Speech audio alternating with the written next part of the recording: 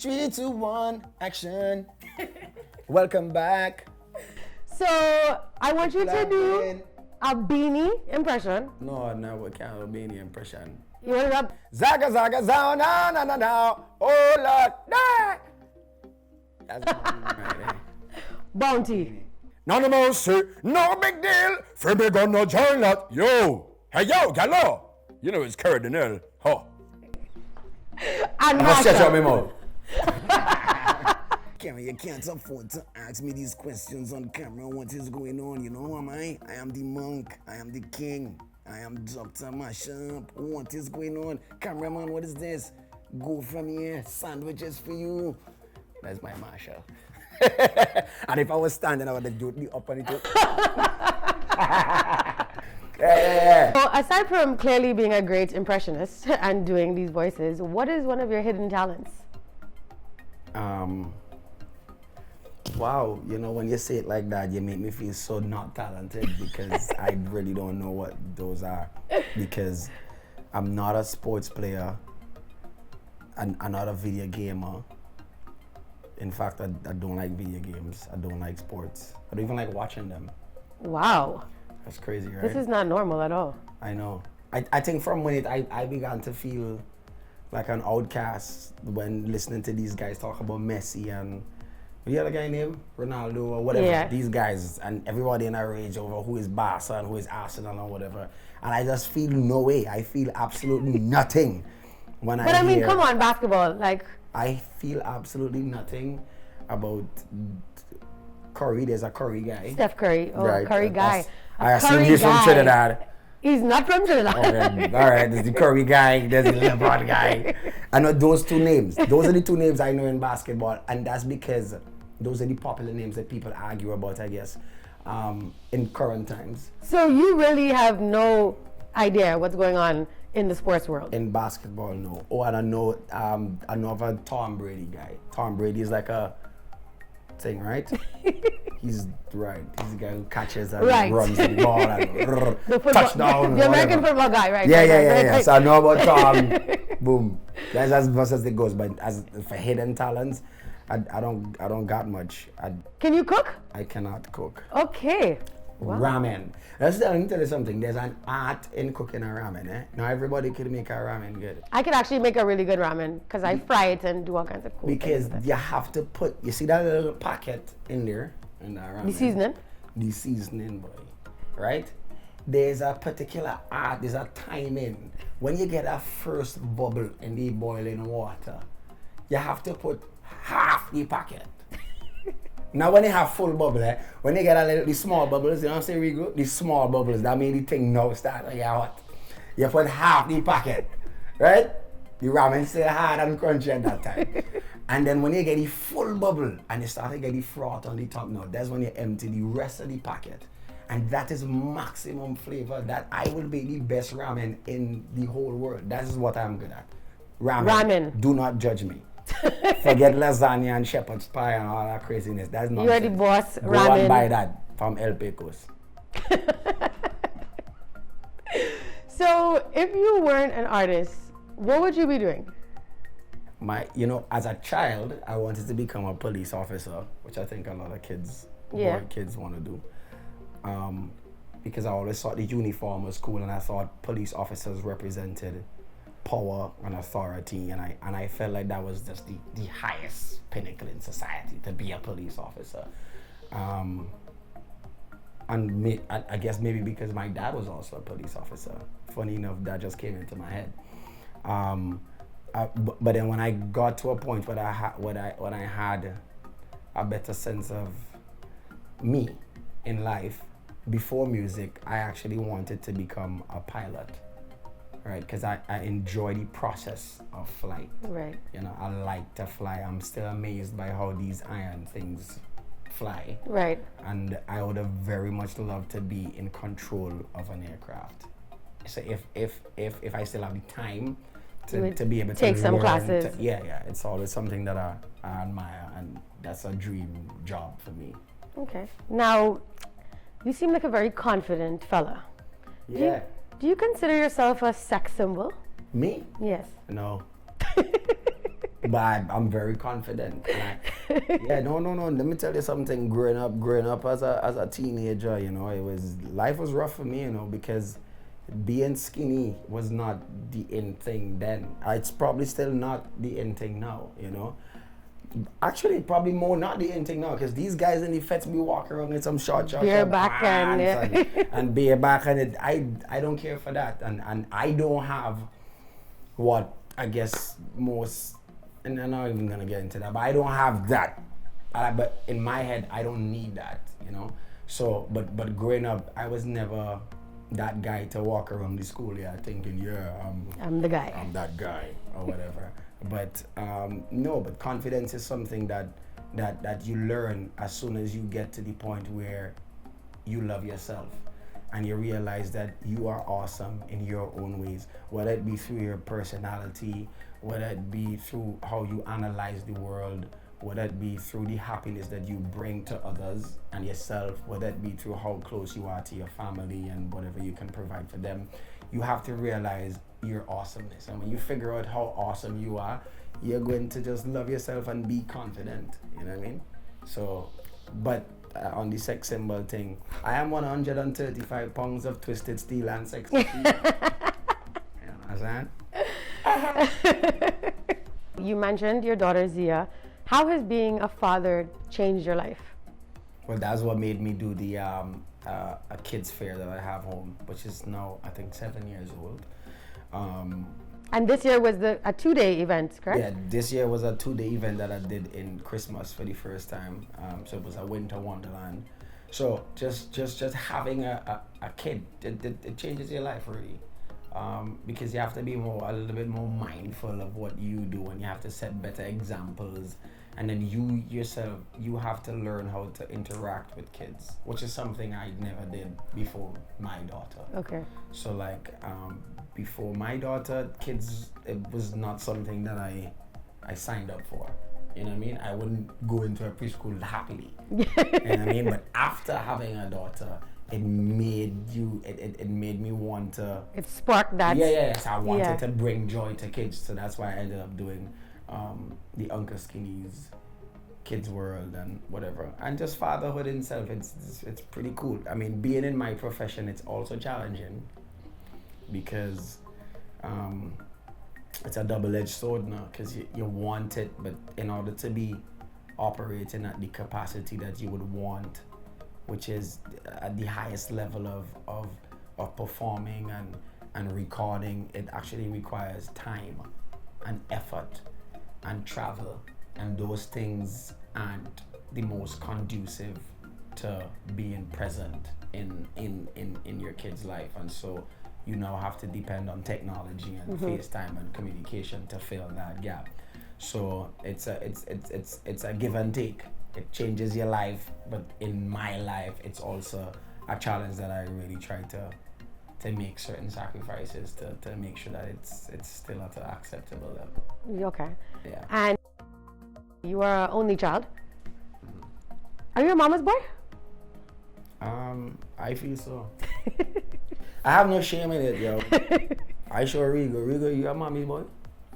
He's a mommy's boy. I saw him posing pictures with his mommy. Like at the end of the day, man, like a lot of us as Caribbean people, this is a sad reality.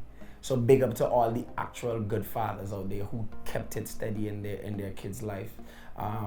But a lot of us as Caribbean people, we know mom as that rock that provided that parenting of a father and a mother and an auntie, everything. So I am a proud mommy's boy in terms of how dependent I am on my mom. No, I'm not that, but I cannot see another figure that I look up to in the way that I would look up to my mom, because economically I feel that woman was a genius. She's a teacher, and now that when you become an adult and you're responsible for your own bills, you have to then look back and say, but how is it that my mom was able to send me school, give me sneakers, buy my school books? Everything. I wanted to go fair, and when I go fair, I want money to spend and buy snacks. Them times wasn't beer. Snacks and chubby and thing. And how is it that she was able to give me this money on that type of salary? Because when you get older, you realize what a salary means and the value Limitations. of money. So when I look back at what my mom did, and I never felt, and I mean, I knew we were middle income or poor, but I never felt like I was less than anybody.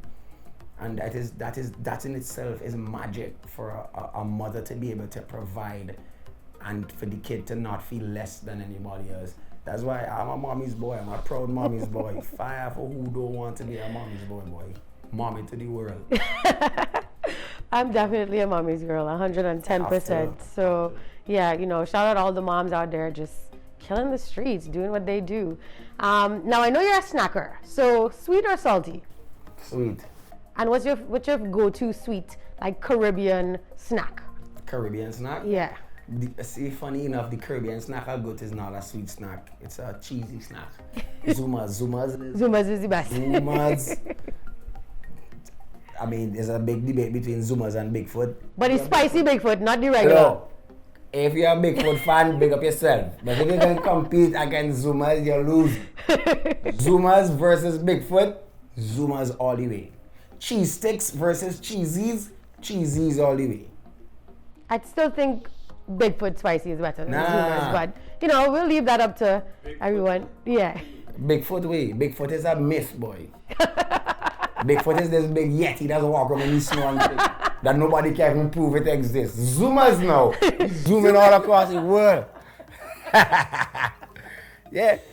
Okay, so if you have to pick between Beanie and Bounty. What do you mean? Pick. Like who like lyrically wise, who do you love most? No, you see, as in my musical formative years, I grew up under the Bounty umbrella of things, and so in those times, off the bat, I'd tell you Bounty. But when you become an artist yourself, you take the time to appreciate what the different artists in this industry bring to the table. So Bounty is the no-nonsense, straight lyrical, and there's no joke and kicks in that. Beanie Man brings a sense of entertainment and charisma and laughability to it. And so I've been able to, if I were to look into the dancehall world, to see what I would take from each, I'd take aggression and delivery from Bounty, but I'd take charisma and entertainment value from Beanie Man. That's the best way to wrap up. Okay. What are your top 3 feel-good songs?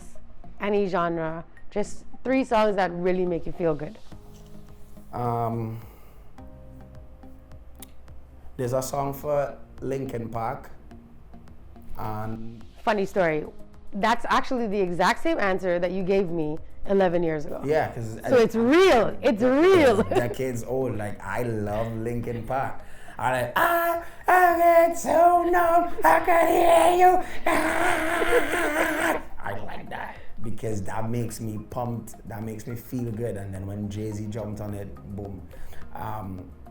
This might be a little mushy. I like Halo. I like Halo for Beyonce. Like, sometimes I get ready to go a show and I should be listening, family, and I put on a dread Beyonce, and I put on a dread, I can see your Halo, and that make me feel good. That's how much I get it too. And I also like Secret, and I've even told them I like On My Way for Marshall Montano. On My Way. I love, that's actually one of my favorite songs. I love On My Way, especially when I'm getting ready to be on my way. Yeah. Show. And it wasn't one of the most aired songs or whatever, but that song is me. The video actually is very touching as well. Yeah, so that's my 3. Numb by Linkin Park. What's the other one I just said? Halo for Beyonce, and On My Way for Marshall Montano. Them songs that get me pumped. And before we go, what's one thing that your fans don't know about you or wouldn't expect? I don't know. I live on, there are 2 channels in life. If you're from the Caribbean, you know about AXN. I don't know if you know about AXN. All the commercials in Spanish. You know about it? See, cameraman, no. There's a channel in the Caribbean called AXN. The only thing in English is the actual show. From the time they go to commercials, I don't know how to Spanish. I love that channel. Bad. That is my channel every day, all day. And make sure you reference it. AXN. And all they show is CSI, Law and Order, Criminal Minds, all these kind of forensic science things. And I live on that. And I have no shame about it. And I will watch the Spanish ads. And I love that. And I would enjoy all these ads in Spanish. That's my thing. And I'm pretty sure that a lot of persons out there, they love the Law and Order and the CSI and the Criminal Minds and the Castle and the Mentalists.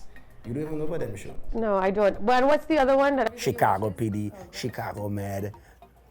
What else you have? Bones. See, you don't even know about them things. Rigo, you know about them things? He don't even know about them. Designated Survivor. That's the one I'm watching right now. No, we don't watch Designated Survivor. There's a show on Netflix called Black Mirror. If you have a chance to watch Black Mirror. So there's a movie and there's a series. Which one is better? The series, the series is good because each series is so disconnected from the other. It's just independent 1 hour movies that they have their own storylines, and it's lateral thinking at its best. That's what Black Mirror is. So that's what I do in my spare time. Look at these weird things. So he's a weirdo. Gotta love him, right? So you heard it from Skinny Fabulous. It was absolutely wonderful having him here today. It was a pleasure being here. Tell the people how to find you. You could find me on the Instagram, Skinny Fabulous. You could find me on Twitter, Skinny Fabulous. You could find me on Facebook, Skinny Fabulous. I'm actually Googleable, you know what I mean? And we just did a Skinny Fabulous Vivo page. You need to subscribe, hit the like button, turn on your notifications. That way you get exclusive content first. And the spelling is Fabulous. That rapper who used to spell it Fobolo. He's dyslexic, forget about he. Just refer to the Oxford or the Collins or the Merriam-Webster's dictionary, and you will find the proper spelling for fabulous by the Queen's English. Thank you so much. Thank you so much for being a part of Plugged In, and we'll see you guys next time. He's dumb. You know what I'm saying, yo. This is Skinny Fabulous, 135 pounds, the general from St. Vincent, and right now I'm sitting down with my girl, Kerra Denel, and you are looking at Plugged In. Make sure you always stay locked on. Make sure you always stay plugged in, because this right here is the truth. This is the perfect example of female empowerment, female ambitions and aspirations. This is my family, and not just because I have a song named family, because we know each other for like 10, 11 years. Make sure to follow her, and you'll have exclusive interviews with persons like myself. And you know, it's a hard man to interview, so you don't know she have all the top tier artists. She have Rigo, Suave, Lyrical, and I gotta make sure you have Marshall and Budge and everybody. Boom, it's all about Plugged In. When we roll, we don't roll alone. Anywhere that we go, you feel no Kerra Denel is me. Oh, they're singing a song, you're not singing. Boom, that's it.